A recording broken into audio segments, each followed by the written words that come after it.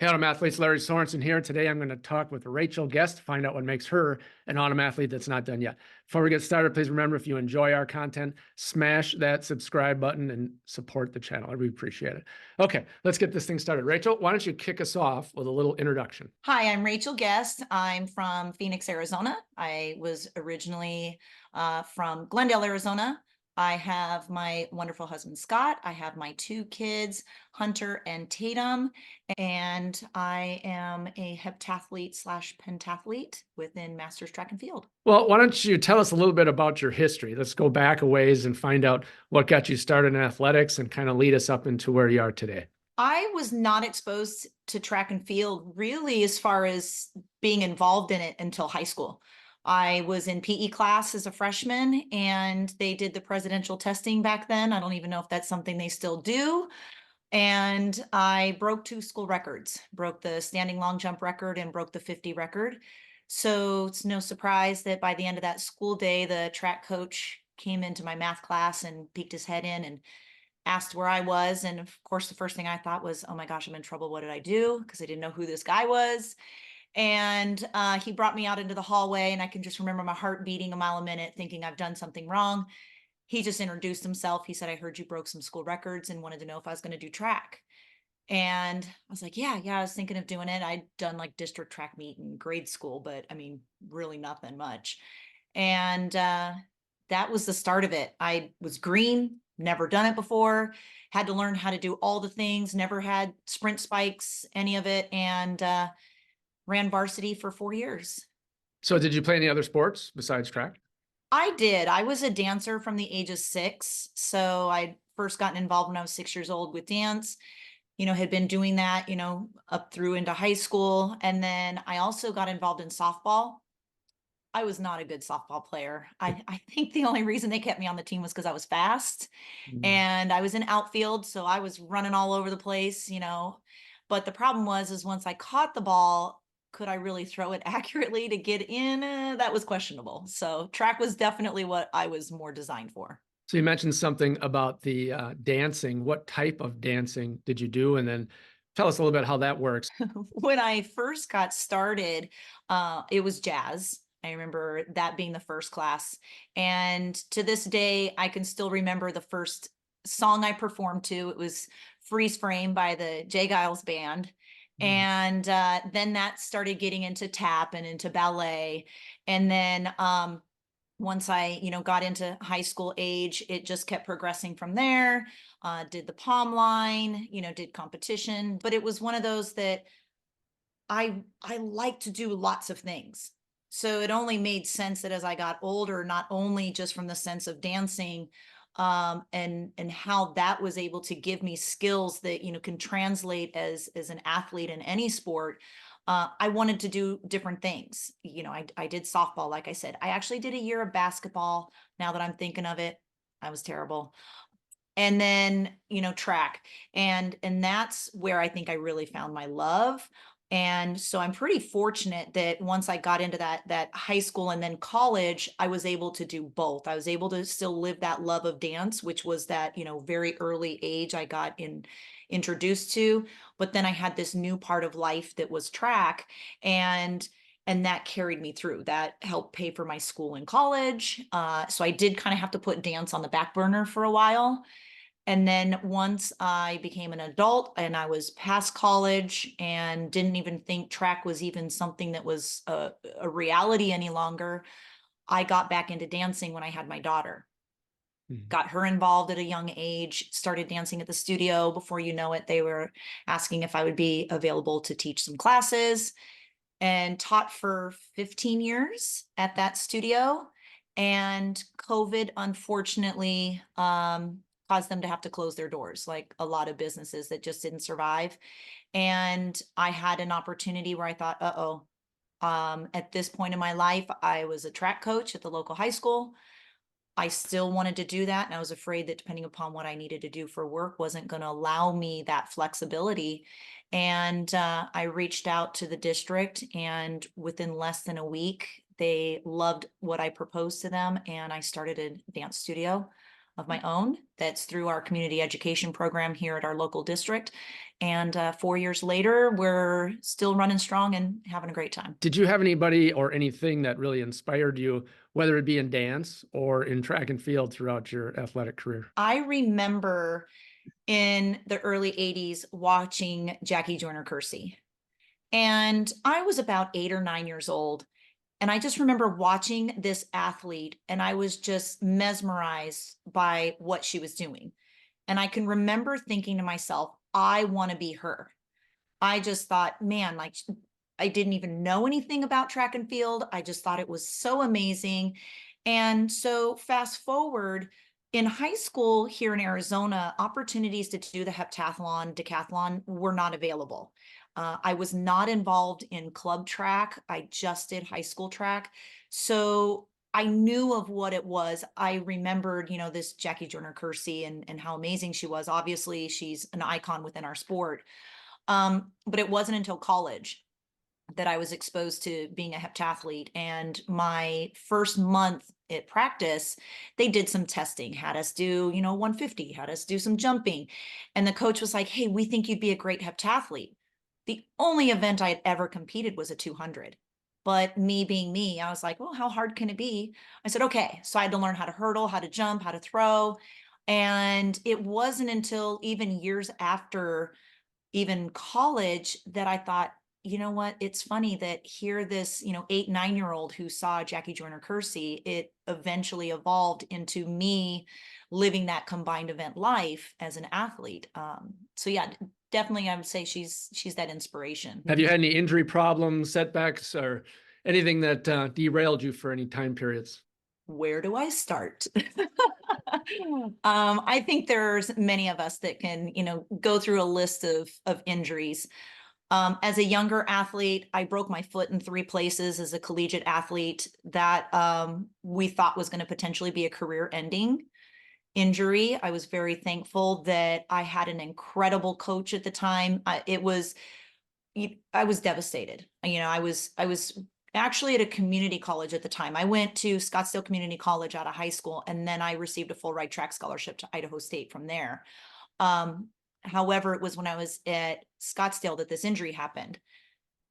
He was a coach that saw this opportunity to really kind of lift me up from like the depths of my depression of thinking I could never run again. And it really was as simple as, we're going to jog for a mile. I don't care how fast it is. And he was recovering from some major injuries himself from his own personal career. And he was on a bicycle and he rode next to me on the bicycle. So that I was able to overcome, became an All-American that year as a heptathlete, went on to Idaho State and suffered a pretty severe back injury, herniated disc, L5S1, to the point where I was having issues losing feeling down my legs and had to make the tough decision to walk away. Walked away from the sport for 9 years, got married, had my kids, and fast forward a little bit longer, I was in a dance performance and I dislocated my hip. It was pretty severe and I was 29 and I felt terrible. I thought, oh my gosh, why should I feel this way at 29 years old? Come to find out, a coworker of mine was a club coach and he mentioned Masters Track. And I was like, what is this? Show me what these people are doing. Because he had convinced me to run a 5K. And I was like, this is horrible. I was miserable. I was like, there's got to be something else. And so he pulled some results and I thought, oh, I think I might be able to still do that. And so I trained speed for 2 weeks, went and ran the Phoenix Invitational, which is a big invitational here in Arizona, and ran the 100 and won. And people are looking around like, who's this girl? And came back, a little bit later in the meet, ran the 200. And it was at a track that I used to run a lot of high school meets at. And I remember thinking, oh, I'm back. The time wasn't great, but at least I didn't think so. I ended up actually breaking the meet record for the age groups. And then I thought, okay, maybe I'll stick this out. And then as a master, I think, injury wise, there's definitely been some of that back injury that's come back and has plagued me now and again. My Achilles start to, give me some trouble. I think, lower leg issues as we get older as female athletes. And when you look at the fact that I hurdle and I jump, it's kind of par for the course. But as far as major injuries, unfortunately, when we were in Finland in 2022, I tore my hamstring. So I would say that's the big hefty one as a master's athlete. So it's been interesting the last couple seasons, just how to get back from something like that derails you, and you're in your 40s and your body doesn't want to bounce back as quick. Tell us a little bit about the achievements that you have accomplished. And you can go back, even you've mentioned a few already from your younger days, but really focus on your achievements here for Masters track and field. I think what's great about Masters track and field is we have these 5-year age groups. So you always have something that you can really look to aim for. And if it's not going well, you can say, hey, you know what, in a couple years, I got a new age group. I've got, a whole new set of potentially athletes I'm going to be going against and records. I've not been shy about the fact that the records motivate me. I like to really look at what are those athletes that have been performing at that high end, and I want to try to achieve, to the best of my abilities to get those records. So as a master, I've been able to break a few American records. I have the American record in the indoor pentathlon for the W35 age group, the W40 age group, and the W45 age group.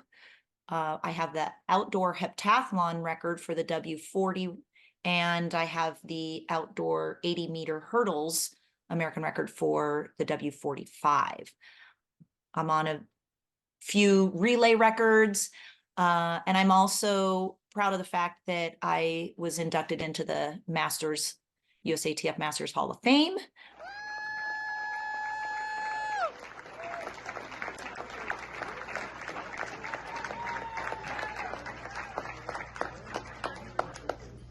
Just a little bit. Thank you. A couple years ago, and I actually had one of the older athletes ask me, well, what do you have to look forward to now? And I thought that was an interesting question. And I thought, well, every 5 years, I've got a whole new set of records I can go for. And here I'm about to turn 49. I'm already looking at the 50 records. I'm already, putting my plan in place, because this is my last outdoor season in this age group. So next year will be a new age group for me. So I'm definitely going to be looking at, are there a few of those that maybe I can get my name on? Are there any particular meets or championships that you're gearing up for at this point? We just finished with indoor nationals. So right now I got a whole week off, and it's back to the grind starting this week.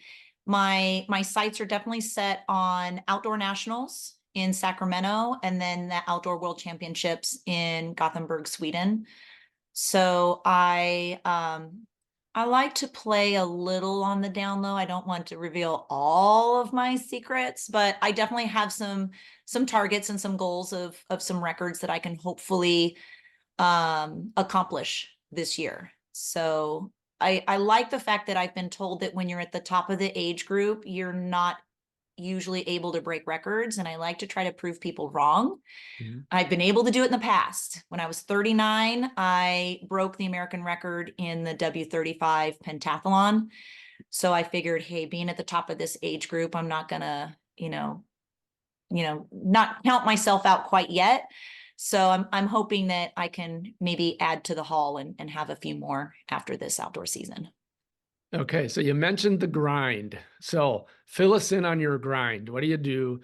Tell us about, any cross training, your track workouts, just how do you prepare yourself for these big events? It's definitely tricky as a combined event athlete. There's this, descriptive way you could say that, combined event athletes are the walking wounded. There's a lot that you put yourself into, training wise. There's, especially heptathletes, we got 7 events, decathletes, 10.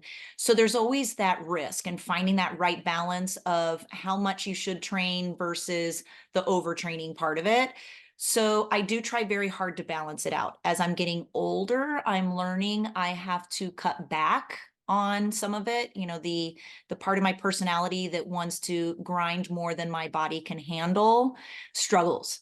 Um, so I typically am on the track 4 to 5 days a week. Now that's going to be a mix. Some days it's going to be just speed work. Some days it's going to be hurdles, jumps, throws mixed in. I have the luxury with my work schedule that I can sometimes do 2-a-days. So I might do throws in the morning, take a couple hours of a break, and then I'll come back and I'll do some work in the afternoon. I do the weight room twice a week.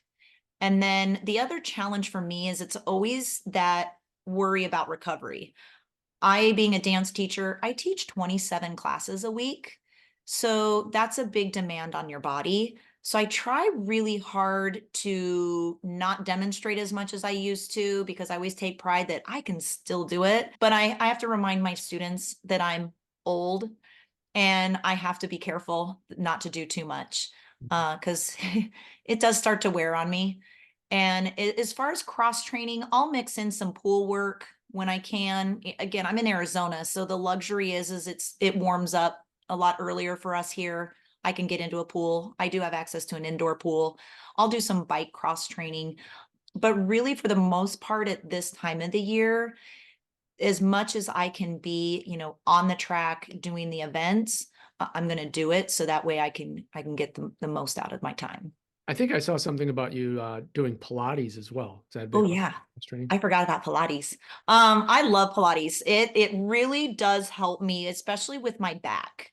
Because of that history with my back, it works that mobility that especially again, as I'm getting older, I'm losing. I have issues with rotational movement. And because I have arthritis in that L5S1 in the facet joints and in that area of my back, I just don't move like I used to. You know, I look at pictures of me high jumping and it's like, okay, look, the head's back. And yes, the legs are in a good angle and the back is almost completely straight. It doesn't anymore. So that's, you know, that's a challenge. It's definitely a challenge as I'm getting older and, you know what your body used to be able to do and being able to celebrate the success for where we're at in life now. It just looks different and it definitely feels different than it used to. Tell us a little bit about your approach to diet and nutrition. I've always leaned more towards healthy options. I mean, my mom, I remember saying as a kid, she could put a candy bar on the counter and she could put a piece of fruit and I would go for the piece of fruit. That's just kind of how I've always been. The thing for me is I do eat a high protein diet. I'm not one that cancels out any one part of the food groups. I'm definitely a believer in balance, but the protein aspect of my diet has become more important in the last few years. In 2019, I was noticing I had a lot of symptoms that just didn't seem right. Doctors were starting at the beginning of, well, you know, you are getting older. And I'm like, no, no, no, no, no. There's something more to this. I found out a few things. I found out one, that I have low ferritin. Ferritin is what gets the iron in your blood to attach to the red blood cells. I just don't have enough. Mine's not doing its job. So I have to eat a high red meat diet to help offset that. Iron is extremely important for intake for me. So I'm always having to eat, high iron rich foods. Through this process, I also ended up getting diagnosed with Hashimoto's. I have some thyroid issues, and we found that I do have nodules on the left side of my thyroid. And so I had to get really smart about my food choices and looking at what are things that help with thyroid function. I didn't want to be on medication if I could help it. So I figured that, if I can do it diet for as long as possible, I felt like I'd be better off. Initially, there was the scare of, could it be cancer? So I did have to go through biopsies. Thankfully, no cancer, but I do get monitored every year. I go in several times a year to have to get blood work done. And so I do have to be mindful of how I'm eating so that I can keep that thyroid function. So I can make sure that the iron that's in my blood is actually doing something. Because with the ferritin issue, the problem is the iron's in there, but it doesn't necessarily do anything. So essentially I'm anemic if I'm not careful. And what I'm really proud of is, even with everything that I learned about what's going on with my thyroid, I'm not currently on any medications. I'm doing significantly better now that I have been able to figure out some of those dietary requirements of what my body needs. And I have had to rely now on supplements that I didn't used to when I was younger. You know, I could rely on just eating some good food choices and I was okay. Now I do have to, start supplementing in. And so I'm very careful, because you always get worried that what's out there, making sure you're informed sport, certified products. So you don't run the risk of, if you get drug tested, that anything's going to come up on that. Obviously, you're heavily involved as an athlete in masters track and field, but you also support the organization in a different capacity. Why don't you tell us a little bit about that? I wanted to get more involved other than just being an athlete. I wanted to give back to the sport in a way that showed that I have an appreciation for all the things that other people do. And I really aspired that if I could kind of dip my toe, if you will, on the administrative side of things, and then see where it took me, see where it would evolve. So I did get involved early on in the awards committee. And then I saw an opportunity where I thought, you know what, I would really like to be the awards chair. And so it just came up after I'd been on the committee for about 2 years that the awards chair position was available. And so in 2018, I came on board as the chair of that program. And as the awards chair, I'm responsible for helping facilitate all the awards meetings for when we do the voting for all the annual awards. I am responsible for doing the awards banquet that takes place every summer for all of the honorees. And so it's kind of the fun job, right? It's the job that, people like you. You're not making the tough decisions that people don't like. And so with that position, I've had a lot of fun. I saw some opportunities where we could be more transparent in what that process looked like. I saw an opportunity where we could streamline how we were looking at information on the athletes, because the last thing I wanted was for it to be a popularity contest. And I saw that a lot of people were getting the same awards year over year. And I wanted to make sure that we had information that supported that, that reason for why they were getting recognized. And I have a great committee of people. We're about 14, 15 people on the committee as of right now. And then I now also sit as a chair appointee with the executive committee. So I'm able to sit in on executive committee meetings and start to really better understand our sport and the behind the scenes and what it really takes. Because I am interested in the next coming years to maybe step into a position that would have even more involvement on the administrative side. Having talked about all of that, 2 questions I have for you. 1, would you have done anything differently if you could go back? And then 2, do you have a secret sauce that's kept you going this long and is keeping you going? If I could do it differently, I don't know that I would. I think honestly, when I think about our life, we have to embrace the fact of what we've gone through is what has brought us where we are. I feel like I'm very blessed. I have a fortunate life. I've got great kids, great jobs, great husband, all the things. So I would say, you know what, even with the hardships, I'll take it. As far as the secret sauce, I think the big thing, and I do say this to my athletes a lot, especially when they hear what the track workout is for the day and they're grumbling, the body can do more than the mind thinks it can. I think oftentimes as athletes, it's easy for us to get lost in what's going on between our 2 ears. And oftentimes it can be in a negative space. So it's, how do we train ourselves to stay in that positive mindset and remind ourselves that our body is capable of doing great things. We just have to allow it and not get in our own way. All right, we're going to lighten things up here just for a minute. I like to have this little lightning round of fun questions of just off the cuff weird stuff to get to know you just a little bit better. So Okay. are you ready? Okay. Yes. All right. Couple of easy ones to start. What's your favorite color? Favorite color is pretty much what I'm wearing right now. If you got to get motivated, get the workout in, what's your pump song? There's probably 2. Mama Said Knock You Out by LL Cool J. Great. And then I'd probably have to say Eye of the Tiger. Okay, now you guys are getting to be ridiculous. All right, so that's you, Tony, and Colleen. All right, I think we're gonna start a Eye of the Tiger Club. All right, how about favorite TV show? I sadly don't watch a ton of TV, but one that no longer airs anymore, I would have to say is Big Bang Theory. Mhm. That's one of my favorites. Okay, and so going along with that question, if you're gonna sit down and enjoy an episode of Big Bang Theory, Mhm. is it the couch, the recliner, or the bed? Couch. And then All I usually fall asleep before the episode's over. Okay. All right. Favorite shoe wear? Heels, flats, athletic. Probably athletic. I usually lean towards athletic. If you had to do one of these three, you have to. Mountain climb, skydive, or roller coaster. Mountain climb. All right. So, Rachel, thanks so much for joining us today and spending a few minutes telling us what makes you an autumn athlete that's not done yet. Really appreciate it. It's been a lot of fun. I'd like to give you a minute just to address our audience to give us some final thoughts. I would say it's never too late. Get out there and challenge yourself. I think it's important for us to always take a look at what we can do to be the best version of ourselves. And that's going to be different for everybody. And we can't always compare ourselves to the person that is in the lane next to us or is on the rankings or on the entry list. Go in there, do it for you, find what your passion is and what is your why, and make the best of it.